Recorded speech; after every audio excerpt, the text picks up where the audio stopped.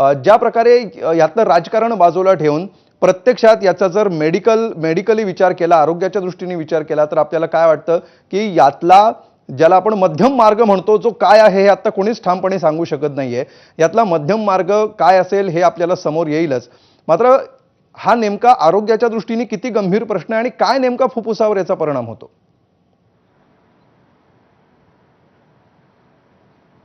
नमस्कार.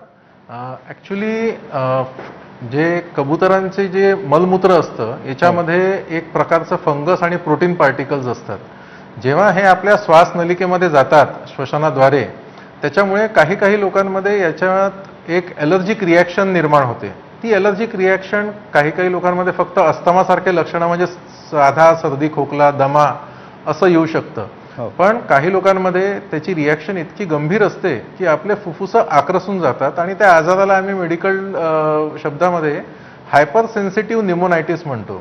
एका प्रकारे एक ॲलर्जिक न्यूमोनिया फुफ्फुसांमध्ये होतो आणि त्याच्यामुळे ऑक्सिजनची मात्रा शरीरामध्ये कमी होते. फुफ्फुस फेल होऊन जातात, म्हणजे रेस्पिरेटरी फेलियर होऊ शकतो. पेशंट ऑक्सिजनवर अवलंबून पण राहू शकतो.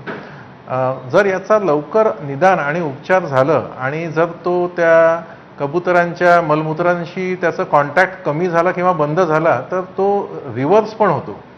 पण जर त्याचं एक्सपोजर किंवा त्याच्या आवरणामध्ये ते कबुतरांचे मलमूत्राचे कण राहिले तर मग ते त्याच्या फुफ्फुसांना डॅमेजेस करत जातात आणि त्यांचं फुफ्फुस फेल होऊन तो ऑक्सिजन डिपेंडंट होऊ शकतो आणि त्याचा कधी इलाज जर बरोबर झाला नाही तर त्याचा मृत्यू पण होऊ शकतो.